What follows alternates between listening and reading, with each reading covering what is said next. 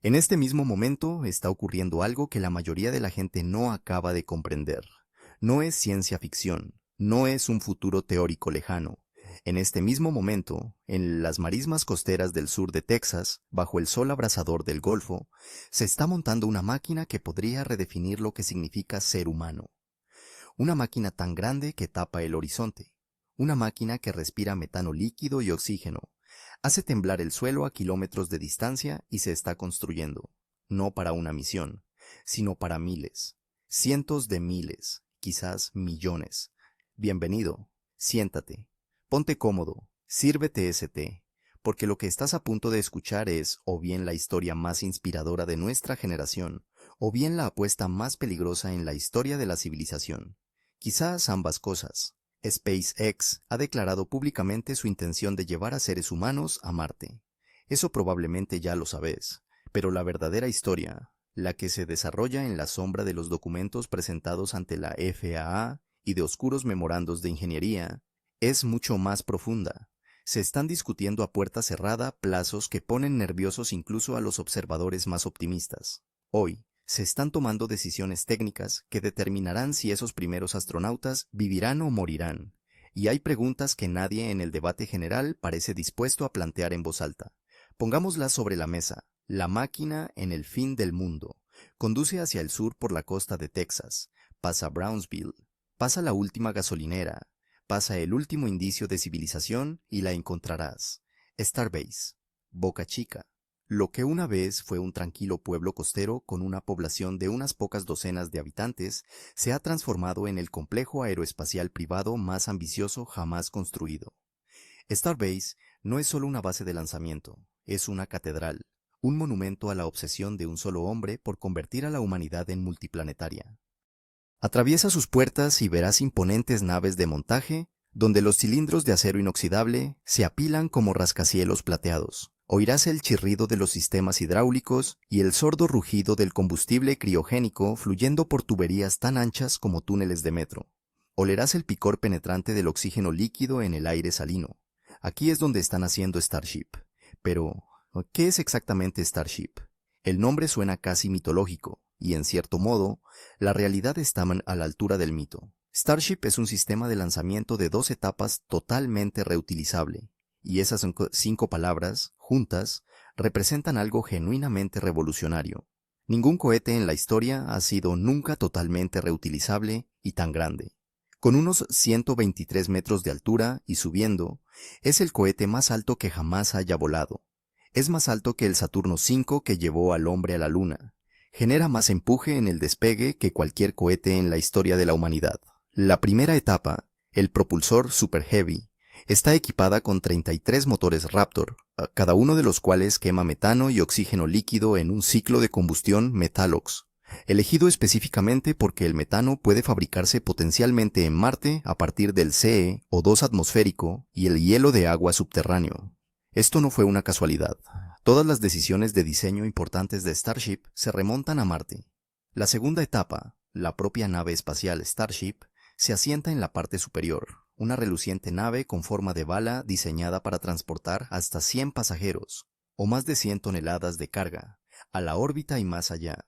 Utiliza 6 motores Raptor más, 3 variantes a nivel del mar para el vuelo atmosférico y 3 motores optimizados para el vacío del espacio.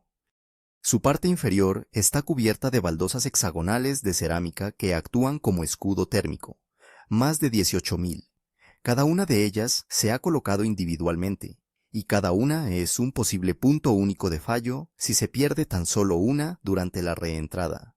Los primeros años de pruebas de la Starship fueron, por decirlo suavemente, explosivos. SN8, SN9, SN10, SN11.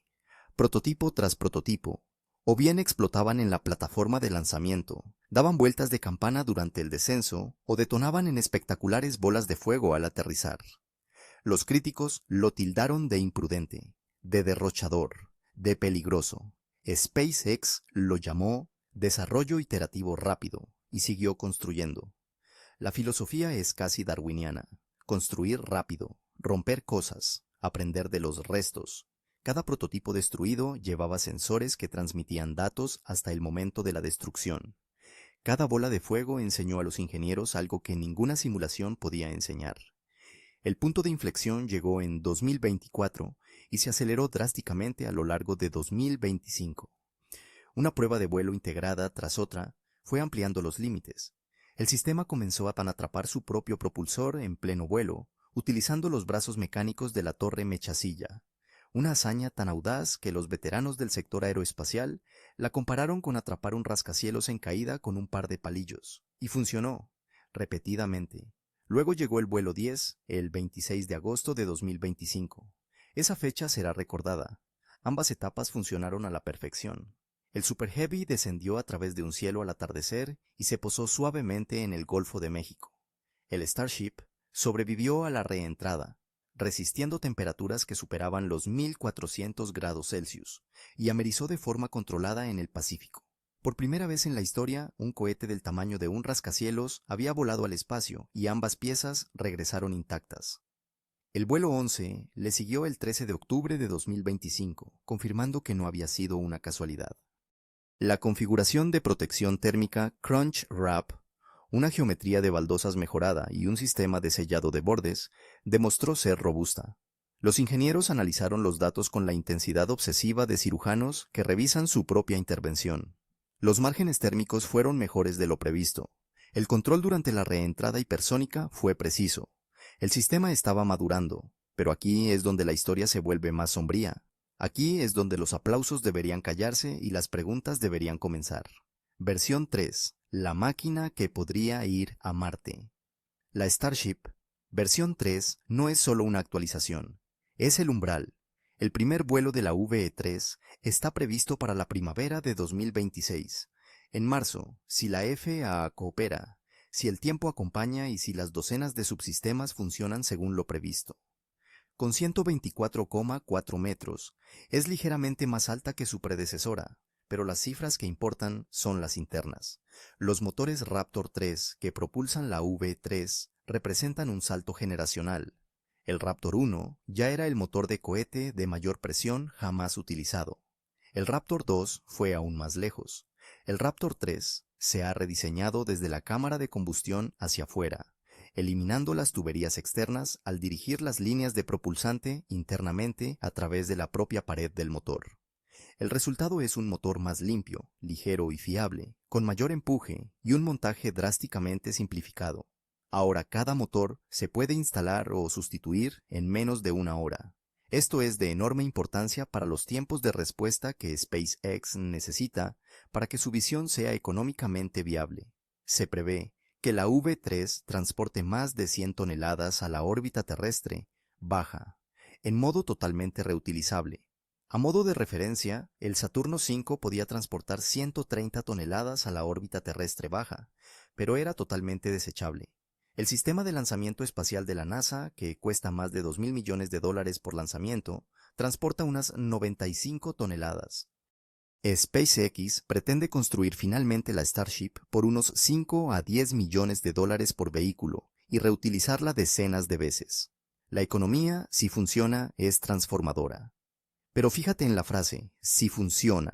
La Starship V3 no solo tendrá que volar, tendrá que demostrar el reabastecimiento en órbita, la tecnología crítica que hace posibles las misiones a Marte. Sin reabastecimiento en el espacio, una Starship que abandone la órbita terrestre simplemente no puede llevar suficiente propulsante para frenar en la órbita de Marte, descender a través de la atmósfera marciana, aterrizar y luego producir suficiente combustible en la superficie para el viaje de vuelta.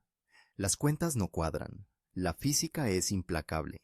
La demostración de reabastecimiento en órbita prevista para 2026 a 2027 implica lanzar una Starship como depósito de propulsante, permitiéndole permanecer en órbita mientras una segunda Starship se acopla y transfiere metano líquido y oxígeno líquido a través de acoplamientos que deben funcionar en microgravedad, donde los fluidos se comportan de formas profundamente contrarias a la intuición, formando esferas flotantes en lugar de depositarse en los tanques, lo que requiere mecanismos de transferencia especiales, presurización del espacio libre y una gestión térmica precisa para evitar la evaporación.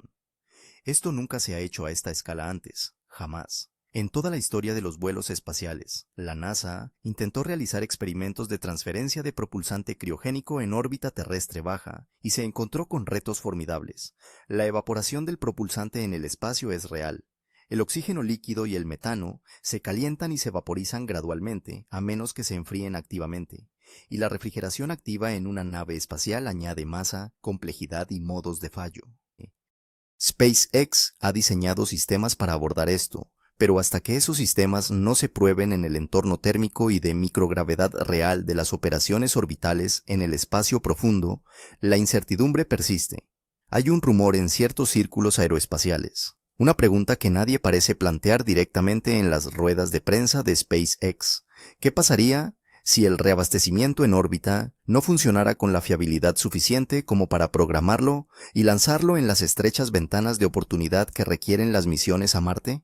Cada 26 meses, la geometría orbital se alinea.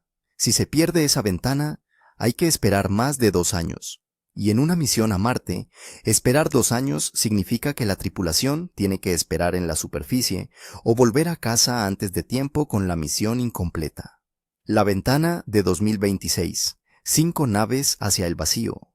El plan para la ventana de lanzamiento a Marte de 2026 es audaz incluso para los estándares de SpaceX. 5 vehículos Starship V, 3 no tripulados, lanzados en rápida sucesión durante la estrecha ventana de la órbita de transferencia que se abre a finales del otoño de 2026. Cada uno transportará una mezcla de carga, instrumentos científicos, equipo ISRU, utilización de recursos in situ, materiales de construcción y sistemas diseñados para probar tecnologías críticas en la superficie marciana. El viaje en sí dura aproximadamente entre 7 y 9 meses, dependiendo de la trayectoria exacta elegida.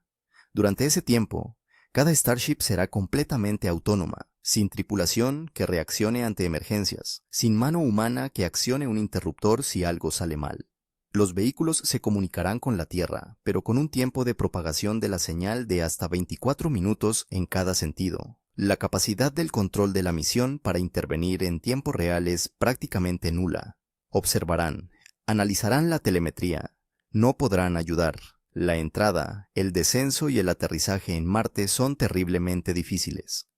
Marte tiene atmósfera, pero apenas. Con aproximadamente el 0,6% de la presión atmosférica de la Tierra, es lo suficientemente densa como para provocar un calentamiento aerodinámico significativo al entrar, lo que requiere protección térmica, pero demasiado fina para proporcionar una desaceleración significativa solo mediante la resistencia. Se necesitan escudos térmicos y motores de retropropulsión que se activen en dirección contraria a la de desplazamiento en el mismo momento en que se atraviesa a toda velocidad un plasma sobrecalentado a velocidades hipersónicas. La secuencia EDL, entrada, descenso y aterrizaje, para un vehículo del tamaño de la Starship en Marte, nunca se ha intentado. El laboratorio científico de Marte de la NASA, que transportaba al Curiosity, pesaba alrededor de 1 tonelada en el momento del aterrizaje, y requirió la legendaria maniobra de la grúa aérea, una plataforma cohete en vuelo estacionario que bajó el rover con cables antes de alejarse volando y estrellarse. El rover Perseverance utilizó el mismo sistema en 2021. Starship, por el contrario, pesará cientos de toneladas al aterrizar. Ningún Sky Crane funcionará a esta escala. Starship deberá utilizar sus propios motores, reduciendo la potencia para mantenerse en vuelo estacionario sobre la superficie marciana, mientras el polvo sale disparado en todas direcciones, lo que podría ocultar los sensores, interferir con las patas de aterrizaje, o crear un cráter bajo el vehículo a medida que los gases de escape del cohete erosionan el regolito.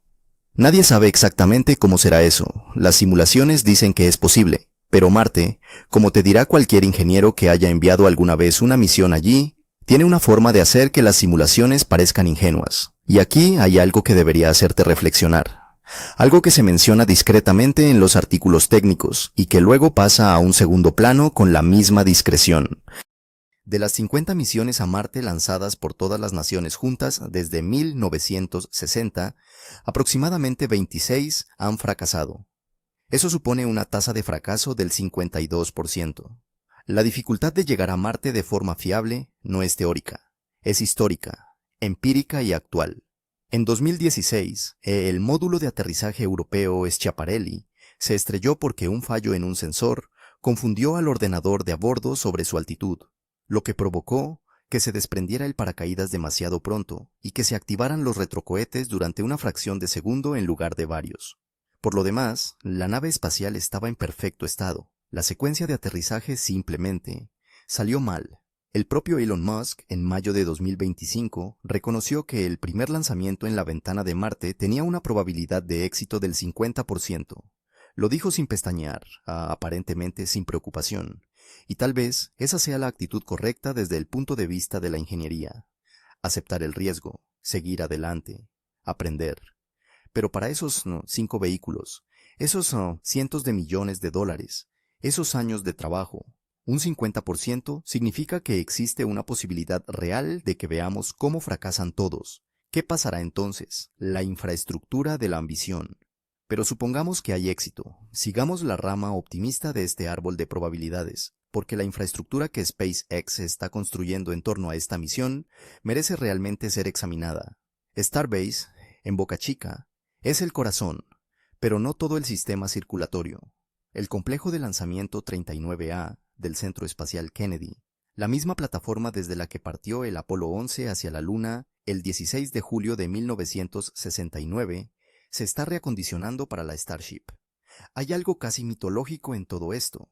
El mismo hormigón, las mismas coordenadas geográficas, preparándose ahora para enviar a seres humanos no a la luna de la Tierra, sino a otro planeta completamente distinto. El peso de la historia en esa plataforma de lanzamiento es considerable. El LC-39A es crucial por razones que van más allá de la nostalgia. Permite lanzamientos con inclinaciones orbitales diferentes a las que permite Boca Chica, lo que proporciona flexibilidad en las trayectorias de transferencia. Sirve como instalación de lanzamiento redundante. Si un huracán azota la costa de Texas durante la ventana crítica de Marte, Florida podría seguir siendo una opción viable. En la estrecha mecánica orbital de una ventana de lanzamiento a Marte, esta redundancia podría marcar la diferencia entre hacer historia y esperar 26 meses. El sistema Mechazilla, los enormes brazos de captura montados en la torre de integración de Starbase, representa quizás el ejemplo más llamativo visualmente de la filosofía de ingeniería de SpaceX. Atrapar un propulsor de cohete de 70 metros que ha descendido a través de la atmósfera a velocidades supersónicas, desacelerando con sus propios motores y posicionándose con precisión centimétrica mientras se equilibra sobre una columna de fuego, y hacer esto con brazos mecánicos en lugar de patas de aterrizaje, elimina peso del vehículo, reduce la complejidad y permite un tiempo de respuesta extremadamente rápido entre vuelos, para un programa de colonización de Marte que, con el tiempo, necesitará lanzar cientos de vehículos. Esto es de enorme importancia. Cada kilogramo que se ahorra en las patas de aterrizaje es un kilogramo que puede transportar equipos de soporte vital, agua, comida, medicinas y materiales de construcción. El ahorro acumulado en una flota de 1000 naves se convierte en millones de kilogramos que podrían marcar la diferencia entre una colonia que prospera y otra que muere lentamente de hambre. La participación de California es más discreta, pero no por ello insignificante. La sede de SpaceX en Hawthorne sigue sirviendo como centro de ingeniería. Las bases de lanzamiento costeras de California se encargan de misiones más pequeñas, Falcon 9, Falcon Heavy, que se consideran cada vez más como peldaños, fuentes de ingresos y el motor económico que financia el programa marciano. Sin esos contratos de satélites comerciales, sin las misiones tripuladas y de carga de la NASA, sin la constelación Starlink, no hay Starship, no hay Marte. La producción a gran escala es el reto invisible que recibe mucha menos atención de la que merece. SpaceX ha hablado de la necesidad a la larga de construir una Starship cada pocos días para sustentar una colonia marciana de 1 millón de personas. Para 2026, habían construido docenas de fuselajes de Starship y cientos de motores Raptor. Pero docenas no es lo mismo que miles, cientos no es lo mismo que decenas de miles. El aumento de la producción necesario para alcanzar la escala que Musk prevé eclipsaría cualquier operación de fabricación aeroespacial de la historia. La nueva planta de producción que se está construyendo en el Centro Espacial Kennedy está destinada a ayudar, pero la fabricación aeroespacial no es como fabricar teléfonos. Cada motor Raptor contiene miles de piezas mecanizadas con precisión, que funcionan a temperaturas y presiones que llevan a los materiales al límite absoluto. El control de calidad no puede fallar. Un fallo del motor durante la secuencia EDL sobre Marte, sin posibilidad de rescate, sin misión de regreso en años. No es un contratiempo, es una sentencia de muerte. La amenaza silenciosa. En las cifras, ventanas de lanzamiento y callejones sin salida. He aquí un dato sobre Marte que la mayoría de los entusiastas del espacio han interiorizado como una advertencia incómoda más que como una limitación fundamental. La Tierra y Marte se alinean para permitir trayectorias de transferencia eficientes solo una vez cada 26,1 meses. Esto es consecuencia de sus diferentes periodos orbitales. La Tierra completa un año en 365 días. Marte tarda 687 días. La geometría converge, abre una ventana de aproximadamente 30 a 60 días y luego se cierra de nuevo. Esto significa que si se pierde una ventana de lanzamiento, por cualquier motivo, ya sea el clima, un fallo técnico, un retraso normativo o una interrupción en la cadena de suministro, no hay que esperar unas pocas semanas. Hay que esperar más de 2 años. Para una misión de carga no tripulada, un retraso de 26 meses es costoso y frustrante. Para una misión tripulada, plantea una cuestión aún más inquietante. ¿Qué pasaría si la tripulación ya estuviera en Marte cuando se abriera la siguiente ventana y la misión de reabastecimiento fracasara? ¿Qué pasaría si un componente crítico se averiara después de que se cerrara la ventana de regreso y la siguiente estuviera a 26 meses de distancia? Marte no ofrece asistencia en carretera. No hay transporte aéreo de emergencia. No hay helicópteros hospitalarios sobrevolando el horizonte. En la documentación sobre planificación de misiones a Marte de larga duración, hay un término que aparece con incómoda regularidad. Misiones de clase o posición de Marte. Se trata de misiones en las que las ventanas de lanzamiento hacia y desde Marte están tan desfavorablemente alineadas que la tripulación debe permanecer en Marte durante más de 500 días a la espera de la siguiente ventana de regreso. O bien tomar una larga trayectoria en bucle de vuelta a casa que añade meses al viaje. En cualquier caso, la tripulación pasa más de 1 año y medio en el espacio profundo o en la superficie marciana, con todas las consecuencias radiológicas, psicológicas y fisiológicas que ello conlleva. El plan de SpaceX para una cadencia rápida, muchos lanzamientos por ventana, construcción rápida de suministros en la superficie, tiene como objetivo mitigar estos riesgos. Pero requiere una ejecución impecable en múltiples misiones simultáneas, a lo largo de una cadena de suministro que abarca 2 planetas, y con retrasos en las comunicaciones que hacen imposible la resolución de problemas en tiempo real. Hay un aire de secretismo en torno a los riesgos implicados, no clasificados como secretos de Estado, sino como algo que se minimiza sistemáticamente en medio del entusiasmo por el logro. Oímos hablar de los triunfos de la ingeniería.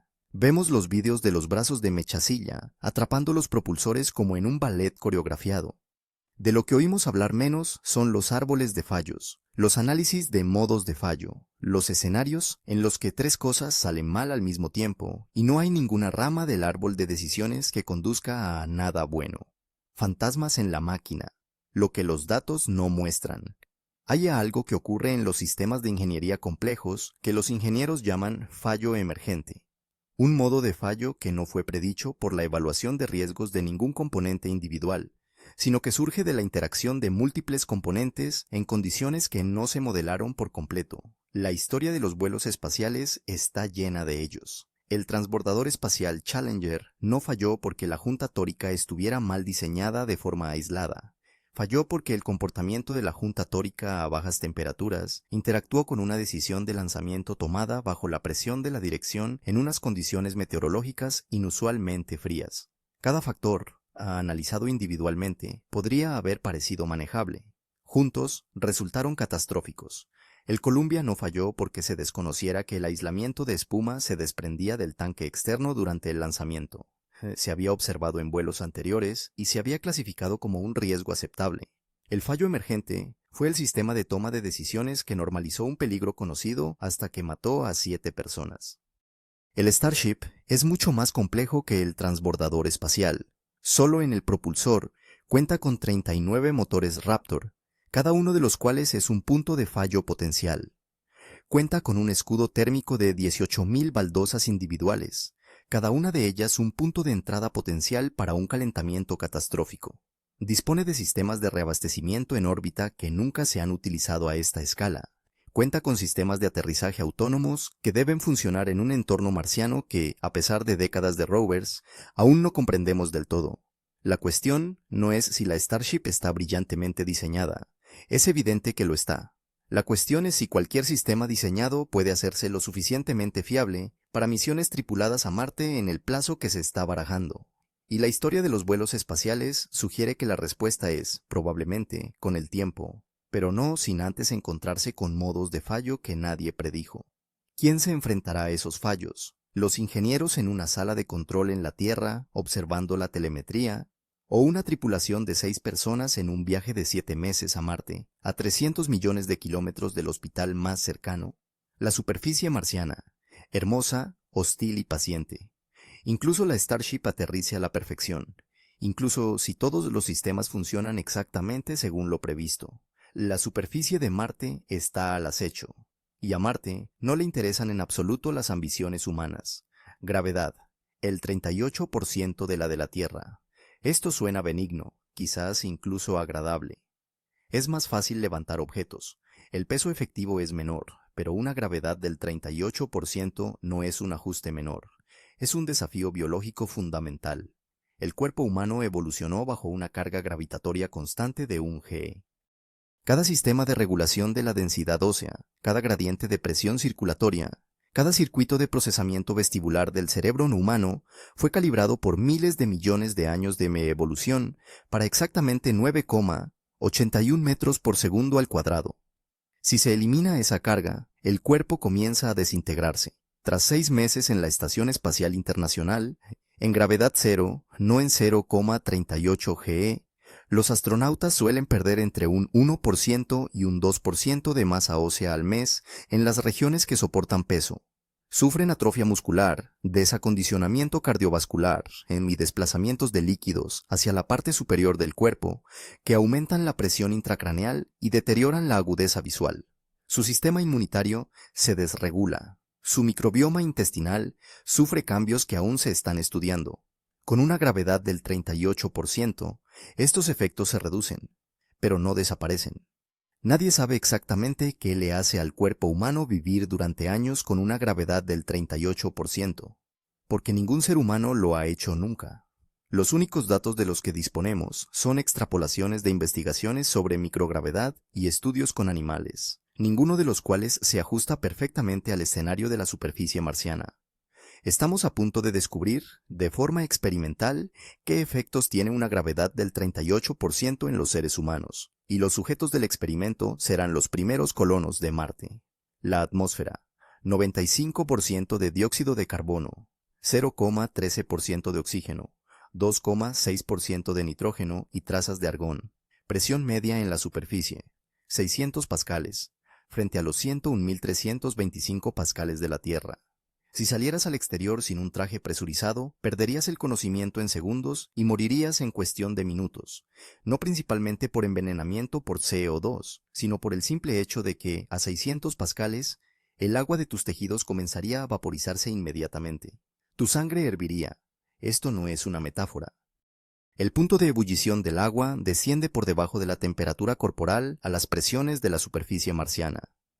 Esto significa que toda actividad humana en Marte requiere un entorno sellado, hábitats, trajes, vehículos. Cada sellado es un punto de fallo potencial. Cada escotilla es un fallo potencial de la esclusa de aire. Cada grieta en una visera es una muerte potencial. En Marte no se puede salir al aire libre. No se puede caminar sin protección de un hábitat a otro. El concepto de exterior, tal y como lo entienden los humanos, el acto casual e inconsciente de existir en un entorno abierto, no existe en Marte. Temperatura.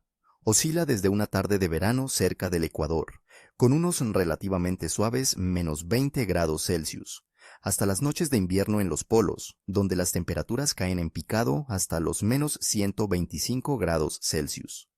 Los retos de gestión térmica que esto plantea son inmensos. Los materiales se expanden y se contraen, los sellos fallan, los componentes electrónicos requieren calefacción constante para funcionar. Y los ciclos térmicos, días cálidos, noches brutales, Someten a cada estructura y componente a la lenta tortura mecánica de la expansión y contracción, repetidas. Radiación. El veredictor invisible. He aquí la cifra que debería dominar todas las conversaciones sobre las misiones tripuladas a Marte, y que, por alguna razón, rara vez lo hace. 300 milisieverts. Esa es la dosis de radiación estimada que recibiría una tripulación durante un único viaje de 7 a 9 meses de la Tierra a Marte, según las mediciones realizadas por el instrumento RAD a bordo del rover Curiosity durante su fase de crucero de 2011 a 2012. 300 milisieverts. A modo de referencia, la tripulación de la Estación Espacial Internacional recibe entre 150 y 200 milisieverts al año en órbita terrestre baja, que está parcialmente protegida por el campo magnético de la Tierra. El espacio profundo no ofrece tal protección. El límite actual de radiación a lo largo de la vida para los astronautas de la NASA es de aproximadamente 600 milisieverts, una cifra establecida para limitar el riesgo excesivo de cáncer a lo largo de la vida, a no más del 3%. Un solo viaje de ida y vuelta a Marte, solo el tránsito de ida y vuelta sin contar el tiempo en la superficie, se acerca o supera ese límite de por vida. Y en la superficie marciana, la situación no mejora del todo. Marte carece de campo magnético global. Lo perdió hace miles de millones de años cuando se solidificó su núcleo de hierro líquido. Sin campo magnético, la delgada atmósfera del planeta ofrece una protección mínima contra los rayos cósmicos galácticos y las partículas energéticas solares. Las mediciones de radiación en la superficie realizadas por Curiosity y Perseverance confirman aproximadamente entre 200 y 300 milisieverts al año en la superficie marciana. Una estancia de 500 días en la superficie suma otros 275 a 400 milisieverts. Hagamos el cálculo completo de la misión. Viaje de ida, 300 milisieverts, más estancia en la superficie, 350 milisieverts, más viaje de vuelta, 300 milisieverts, igual a aproximadamente 950 milisieverts. Eso es casi el doble del límite de exposición de por vida actual de la NASA. Representa un aumento estadísticamente significativo del riesgo de cáncer, no un riesgo teórico futuro, sino un riesgo actuarial, del tipo que calculan las compañías de seguros de vida y que los médicos comentan con los pacientes que han tenido una exposición similar a la radiación de los tratamientos contra el cáncer. La respuesta de SpaceX a esto no es la negación, sino la ingeniería. Desarrollar un mejor blindaje, desarrollar contramedidas farmacéuticas, aceptar un riesgo elevado como precio de la exploración.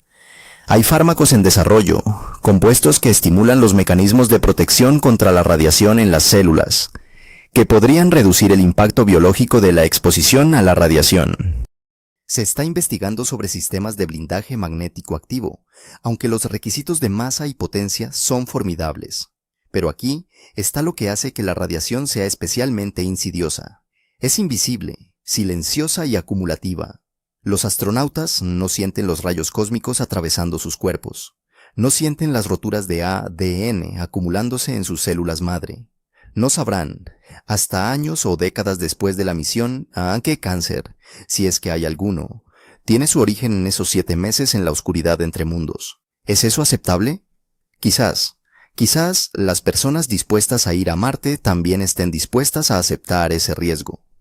Quizás la exploración siempre haya requerido sacrificar la seguridad a cambio del descubrimiento. La tripulación de Magallanes, al fin y al cabo, tuvo una tasa de bajas de aproximadamente el 95%, pero sabían a lo que se comprometían en términos generales. ¿Entienden plenamente los posibles voluntarios de Marte de hoy en día que el perfil de su misión supera actualmente los límites de seguridad radiológica de por vida de su propia agencia? ¿Entienden que aún no podemos protegerlos adecuadamente de esto? El suelo bajo tus botas. Veneno y promesa. Imagina tus primeros pasos en Marte. El suelo es de color rojo óxido, cubierto de un polvo fino que se adhiere a todo. El cielo es una bruma opaca de color caramelo. El silencio es absoluto, porque a 600 pascales el sonido apenas se propaga. Puedes quedarte aquí, dentro de tu traje, y contemplar un paisaje que no ha cambiado de forma significativa en millones de años. Ahora imagina llevar ese polvo al interior. El regolito marciano, el suelo, no es inofensivo. los análisis de varios rovers confirman la presencia de percloratos, compuestos químicos oxidantes que se encuentran en toda la superficie marciana en concentraciones de aproximadamente el 0,5 a 1% en peso. En la Tierra, los percloratos en altas concentraciones se utilizan como oxidantes en el combustible de cohetes. En el cuerpo humano, interfieren en la función tiroidea al bloquear la absorción de yodo. La exposición a largo plazo podría causar hipotiroidismo, lo que afectaría al metabolismo, la cognición, el estado de ánimo y prácticamente todos los sistemas orgánicos. Los percloratos del suelo marciano también son potencialmente reactivos cuando se combinan con la luz ultravioleta, que llega a Marte con una intensidad significativa porque la delgada atmósfera filtra muy poco de la radiación ultravioleta del Sol. Cuando se sometieron a prueba los percloratos activados por los rayos UV contra esporas de Bacillus subtilis, un sustituto de la contaminación bacteriana, la combinación resultó bactericida, mató a las bacterias de forma mucho más eficaz que los percloratos o los rayos UV por sí solos. Esto tiene implicaciones para la prevención de la contaminación, pero también pone de manifiesto la hostilidad bioquímica del entorno de la superficie marciana. El regolito también contiene partículas finas de óxido de hierro, esencialmente óxido, a escala nanométrica. Estas partículas, cuando se inhalan, se alojan en el tejido pulmonar siguiendo patrones similares a los observados en mineros con silicosis, la cicatrización pulmonar progresiva e irreversible causada por la inhalación prolongada de partículas finas. No hay motivos para creer que el polvo marciano sea menos dañino. Es muy posible que lo sea aún más. Mantener este polvo fuera de los hábitats, de los sistemas de filtración de aire, de las superficies de preparación de alimentos y del equipo médico, durante una estancia de meses o años, con entradas y salidas del hábitat que se producen regularmente, es un reto de ingeniería de extraordinaria complejidad. Los astronautas del Apolo tuvieron dificultades para mantener el polvo lunar, que tiene sus propias propiedades peligrosas, contenido dentro del módulo lunar tras las actividades extravehiculares, EVA. Las misiones lunares duraron días. Las misiones a Marte durarán años, y luego está la cuestión de qué vive en ese suelo, o qué podríamos poner allí accidentalmente. Si contaminamos Marte con bacterias terrestres, y si esas bacterias sobreviven de alguna manera y evolucionan en el entorno marciano, es posible que hayamos respondido a la pregunta de si hay vida en Marte introduciendo vida nosotros mismos, y nunca sabríamos si lo que encontráramos posteriormente fuera nativo o invasivo. Esto no es solo un inconveniente científico, es una contaminación potencialmente irreversible de la historia biológica potencial de todo un planeta. Tormentas de polvo. Cuando Marte se oscurece. En 2018, una tormenta de polvo global envolvió Marte. La tormenta duró meses. El cielo se oscureció hasta quedar casi negro. La irradiación solar en la superficie cayó a una fracción de su ya modesto valor. El rover Opportunity de la NASA, que llevaba 14 años en funcionamiento y había sobrevivido a muchas tormentas de polvo regionales, dejó de comunicarse. Sus paneles solares no podían generar suficiente energía para mantener las operaciones. La NASA esperó. Envió señal tras señal. Opportunity nunca respondió. La misión se dio por concluida en febrero de 2019, tras esperar 8 meses una respuesta que nunca llegó. El Opportunity era un robot alimentado por energía solar. Podía permitirse quedarse en silencio y esperar. Un hábitat tripulado no puede.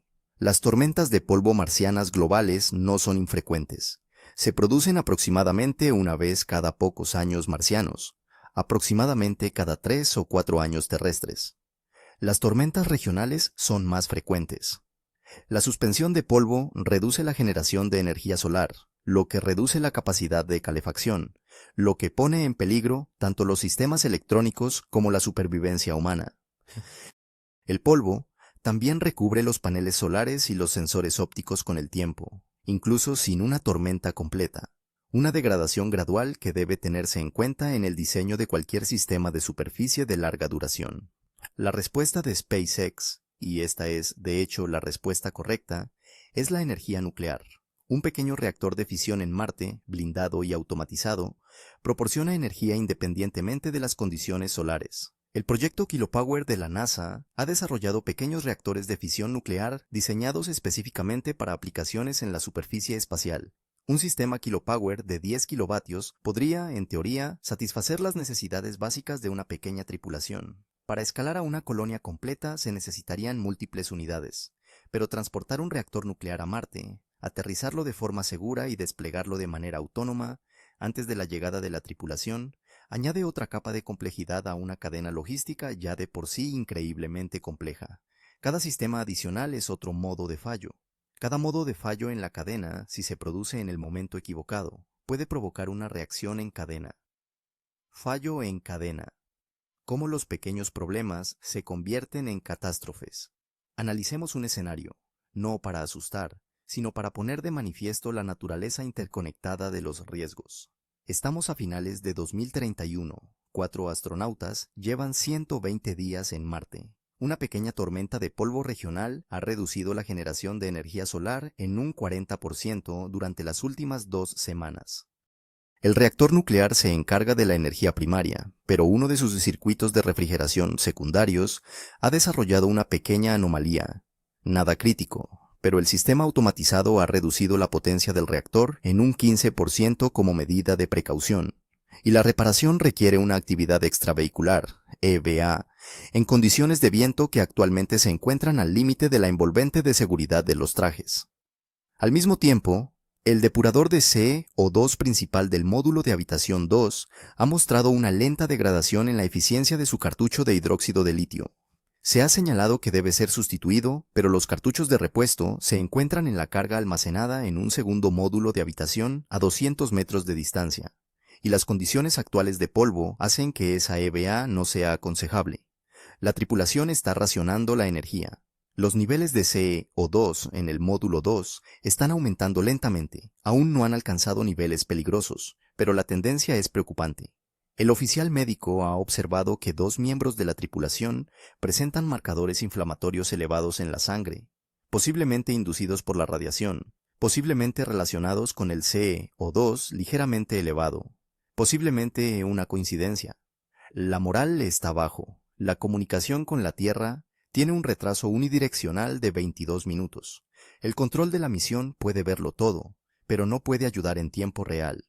Ahora, un motor Raptor del vehículo de ascenso, el que finalmente llevará a esta tripulación de vuelta a la órbita, muestra una anomalía de presión en su prequemador durante una prueba de arranque rutinaria.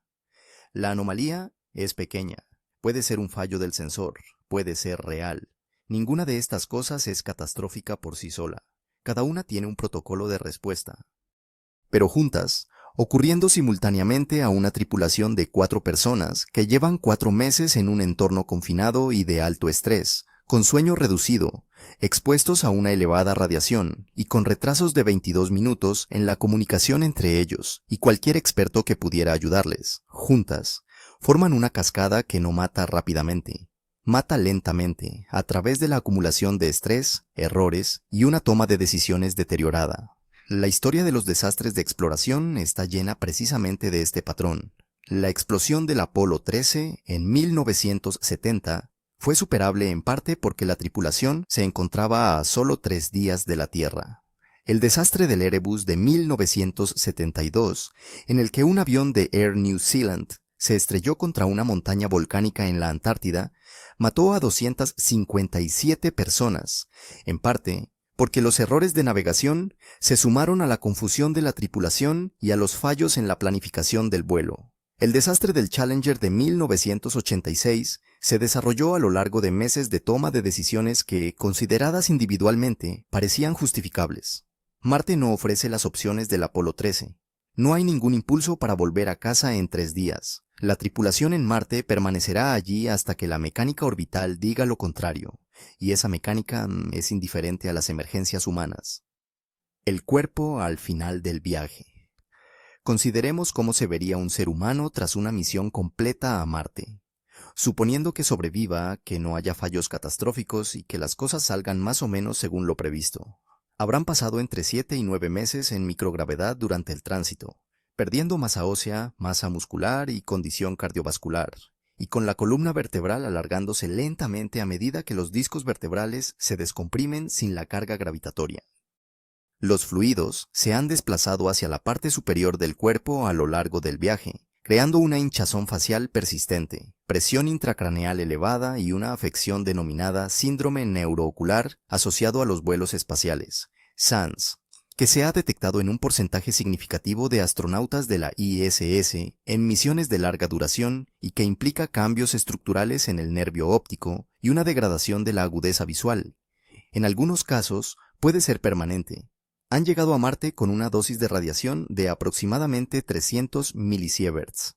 A continuación, pasan 500 días en la superficie recibiendo más de 350 milisieverts adicionales, mientras su sistema inmunitario funciona en un estado alterado por la radiación, en un entorno con escasa presencia microbiana que, paradójicamente, puede provocar su propia desregulación inmunitaria, ya que el sistema inmunitario humano ha evolucionado para enfrentarse constantemente a los microbios ambientales, y la casi esterilidad del hábitat marciano puede provocar un aburrimiento inmunitario que dé lugar a fenómenos autoinmunes. Su sistema esquelético se ha adaptado, parcialmente, a una gravedad del 38%. Cuando regresan a la Tierra, sus huesos y músculos deben readaptarse a un G. Esta readaptación es dolorosa, lenta y conlleva riesgo de lesiones. Los astronautas de la ISS que regresan de estancias de 6 meses en microgravedad a veces no pueden caminar durante días y requieren meses de rehabilitación. Una tripulación marciana que regrese tras más de 18 meses en una superficie con carga fraccionada se enfrentará a retos de readaptación que nunca se han gestionado antes y para los que no se puede estar totalmente preparado. Su estado psicológico merece una sección propia, y la tiene. La mente en el abismo. Supervivencia psicológica. En Marte, cuando los astronautas de la Estación Espacial Internacional miran por la ventana de la cúpula, ven la Tierra, azul y blanca y de una belleza conmovedora, suspendida en la oscuridad. Está a 400 kilómetros de distancia, la distancia de un largo viaje por carretera. En momentos de crisis o desesperación, esa vista no es meramente estética, es un ancla psicológica. La Tierra está cerca, el hogar está cerca. El rescate, en teoría, es posible en cuestión de días. A bordo de una nave espacial en tránsito hacia Marte o en la superficie marciana, esa ventana te muestra algo diferente. Tras las primeras semanas, la Tierra se reduce a un pálido punto azul, indistinguible a simple vista de cualquier otra estrella en un cielo que contiene miles de millones de ellas. El hogar no está cerca. El hogar está, según cualquier escala humana de distancia, incomprensiblemente lejos. El rescate no está a unos días de distancia. El rescate es físicamente imposible durante aproximadamente 2 años. En 2010 a 2011, el estudio Mars 500 confinó a 6 voluntarios en una nave espacial simulada en Moscú durante 520 días, aproximadamente la duración de una misión a Marte. No salieron, no se enfrentaron a ningún peligro real, tenían acceso a comunicación en tiempo real con el mundo exterior, y sin embargo, al final del estudio, la mayoría de los participantes mostraban importantes trastornos del sueño, patrones de comportamiento sedentario que se asemejaban a una depresión leve y una actividad física reducida. Al menos un participante mostró signos que los investigadores describieron como análogos a la hibernación clínica, una reducción drástica de la actividad y la participación. Ahora, añádele a esto el aislamiento real, el peligro real, la certeza real de que si el hábitat falla, no puedes simplemente abrir una puerta y salir al exterior. Añádele el retraso de 24 minutos en las comunicaciones. Las conversaciones con la Tierra se vuelven asincrónicas, imposibles para el apoyo emocional en tiempo real. Cada intercambio es un bucle de al menos 1 hora de preguntas y respuestas, con un silencio de 1/4 de hora entre medias. Añádase el polvo, añádase la oscuridad de las semanas de tormentas de polvo. Añádase la dosis de radiación que no se nota cómo se acumula. Añádase la certeza de que 4 de ustedes, quizás 6, deben funcionar como un equipo perfecto de forma indefinida, porque no hay escapatoria de la dinámica interpersonal, ni cafetería en la que relajarse, ni paseo por el barrio. Los paralelismos históricos son imperfectos, pero instructivos. Las tripulaciones que pasan el invierno en la Antártida, normalmente entre 10 y 50 personas confinadas en estaciones de investigación durante 8 a 14 meses durante el invierno antártico, cuando la evacuación es imposible, presentan retos psicológicos bien documentados. El fenómeno del síndrome de la temporada invernal incluye irritabilidad, depresión, deterioro cognitivo y conflictos interpersonales que alcanzan su punto álgido hacia la mitad del periodo de aislamiento.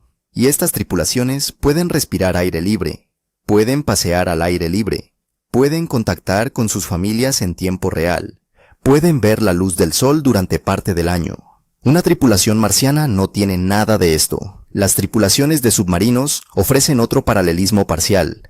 Los submarinos nucleares pueden desplegarse durante 70 a 90 días en condiciones de proximidad social forzada, estrés y limitación de la comunicación. La evaluación psicológica para el servicio en submarinos es rigurosa, precisamente porque los modos de fallo, conflicto entre la tripulación, deterioro del juicio, depresión, en una embarcación sellada bajo presión son irrecuperables. Una misión a Marte coloca a las personas en un vehículo más pequeño que un submarino, durante más tiempo que un despliegue submarino, más lejos de casa de lo que ningún ser humano ha estado jamás, bajo exposición a la radiación, bajo estrés gravitacional, y donde lo que está en juego no es la finalización de una misión militar, sino la supervivencia de la propia tripulación y, por extensión, la credibilidad de todo un programa de exploración planetaria. ¿Qué se rompe primero? ¿El cuerpo, la mente o el plan de la misión? La cuestión de los robots. ¿Son suficientes? Este es el argumento que oirás, el que suena totalmente razonable, el que, cuanto más lo examinas, revela sus propias implicaciones incómodas. ¿Por qué enviar humanos? Tenemos robots, tenemos rovers. El Opportunity operó en Marte durante 14,5 años y recorrió 45 kilómetros. El Curiosity lleva en funcionamiento desde 2012 y sigue hoy en día perforando rocas, analizando la composición química, midiendo la radiación y enviando datos que llenan las revistas científicas. El Perseverance está recogiendo muestras para su futuro retorno a la Tierra y ha desplegado el helicóptero Ingenuity, que se suponía que no sobreviviría mucho tiempo, pero que ha completado docenas de vuelos. Ingenuity nos mostró Marte desde el aire por primera vez en la historia. Todo esto se hizo sin poner en riesgo ni una sola vida humana. El argumento continúa. Las misiones robóticas cuestan una fracción de lo que cuestan las misiones tripuladas. No necesitan comida, agua, aire ni apoyo psicológico. No entran en pánico. No generan conflictos interpersonales. Se les puede dejar en modo de espera durante las tormentas de polvo. Su fracaso, aunque supone una pérdida, no da lugar a una rueda de prensa en la que una agencia espacial deba explicar al mundo por qué han muerto personas. Todo esto es cierto. Y sin embargo, el Opportunity recorrió 45 kilómetros en 14,5 años. Un ser humano camina a un ritmo medio de 45 kilómetros en unas 9 horas. La distancia total recorrida por la misión de superficie marciana más duradera de la humanidad podría ser cubierta por un ser humano en forma en una sola mañana de caminata. El Curiosity puede recorrer unos cientos de metros por sol en un buen día. Un geólogo humano puede recorrer esa distancia en minutos y tomar decisiones de observación en tiempo real que los operadores del Curiosity deben planificar con días de antelación, sujetos a los retrasos de comunicación a la velocidad de la luz. Las características geológicas complejas y que cambian rápidamente, capas de hielo, cráteres de impacto recientes, indicios de actividad de agua líquida, posibles biofirmas, requieren el tipo de observación inmediata, adaptativa y dependiente del contexto que los sistemas robóticos actuales, en esencia, no pueden proporcionar. El árbol de decisiones que un geólogo humano ejecuta inconscientemente sobre el terreno, mira eso, cambia de dirección, recoge esa roca, rasca la superficie para ver qué hay debajo. Requiere años de ciclos de planificación en la exploración robótica.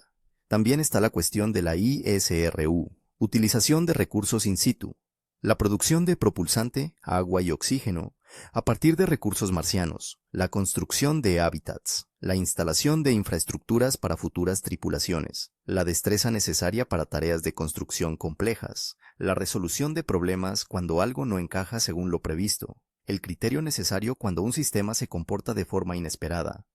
Todo ello sigue estando, por ahora, más allá de la capacidad robótica. Pero he aquí la incómoda verdad intermedia. El calendario actual que se está debatiendo, la presencia de seres humanos en Marte para 2030 o poco después, precederá casi con toda seguridad al desarrollo de sistemas robóticos lo suficientemente capaces. Esto significa que enviaremos seres humanos no porque los robots no puedan hacer el trabajo, sino porque aún no hemos construido robots que puedan hacerlo. Y los seres humanos irán de todos modos, porque la ventana está abierta, porque el cohete está listo, porque un determinado director ejecutivo ha decidido que ha llegado el momento. ¿Es eso lo correcto? ¿Es eso sensato? No son cuestiones de ingeniería, son cuestiones éticas. La falacia del planeta de reserva.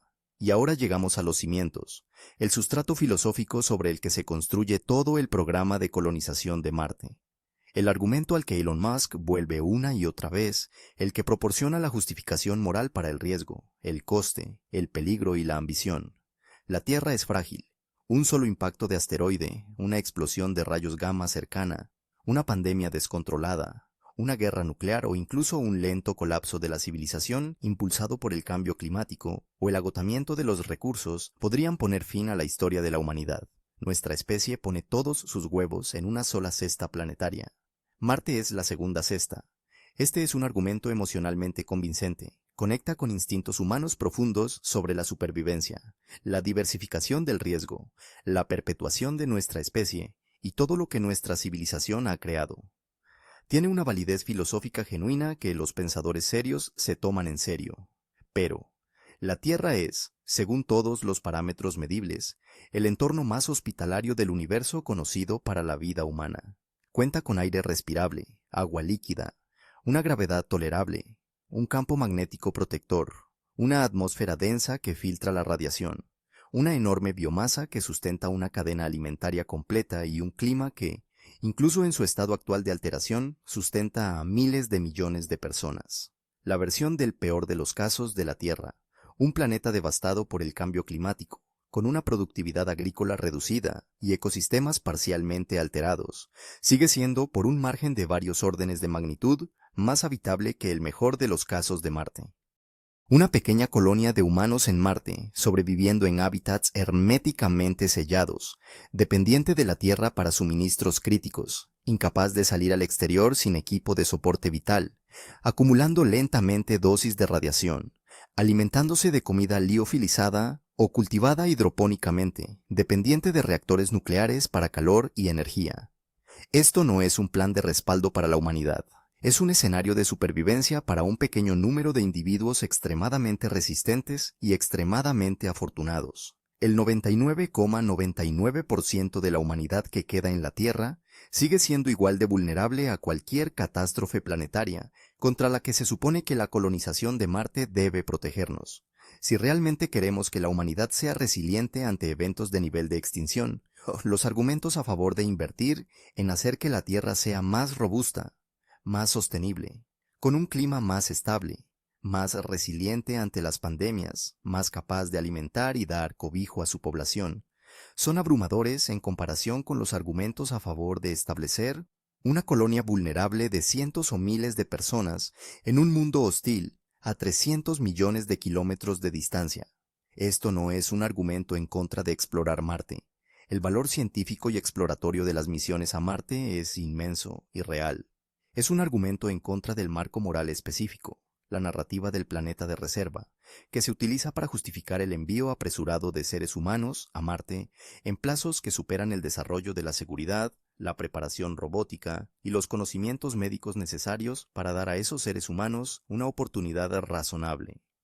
¿Y la terraformación? La idea de que Marte pueda transformarse en un mundo habitable tras siglos de intervención deliberada. Incluso, los modelos científicos más optimistas sugieren que esto requiere plazos de miles a decenas de miles de años, un aporte energético comparable a la ingeniería a escala estelar y la introducción de vastas cantidades de gases de efecto invernadero, de los que Marte simplemente no dispone localmente en cantidades suficientes. Es una visión que merece la pena imaginar. No es una solución a corto plazo para la supervivencia humana. El balance honesto. Así que aquí es donde nos encontramos. SpaceX ha construido algo extraordinario. El programa Starship, a pesar de todas las explosiones, los retrasos y los plazos incumplidos, representa un auténtico avance de ingeniería de un tipo y una escala que no se había visto en el sector aeroespacial desde la era Apolo. El sistema de captura Mechazilla, la filosofía de reutilización rápida, el desarrollo del motor Raptor, el ritmo implacable de las iteraciones. Estos son logros reales, y las personas que hay detrás de ellos merecen el reconocimiento que reciben.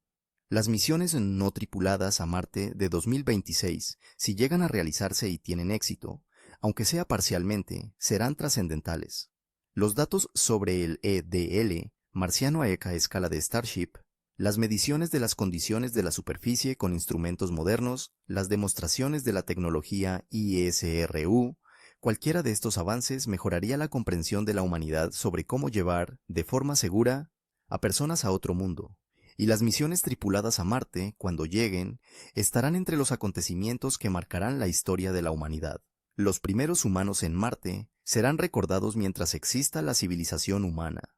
Sus nombres quedarán grabados en el futuro del mismo modo que el de Armstrong está grabado en el presente. Pero el calendario es real, los riesgos son reales, las lagunas de conocimiento son reales.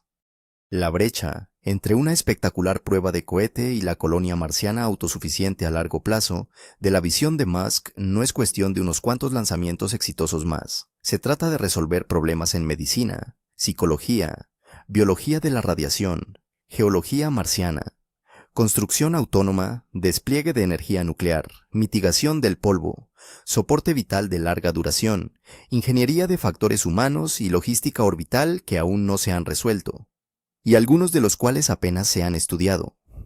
Las personas a las que se les pedirá que vayan, si se cumple el calendario, lo harán con información incompleta, protección incompleta y sabiendo que, si las cosas salen muy mal, estarán completamente solas.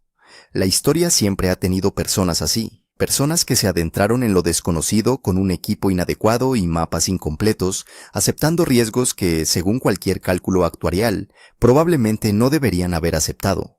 Algunas de ellas cambiaron el mundo, otras murieron en la oscuridad olvidadas. La pregunta que nos plantea Marte es esta: ¿qué tipo de especie somos? ¿Somos del tipo que espera hasta que se comprenda cada riesgo, se valide cada sistema y se catalogue cada modo de fallo?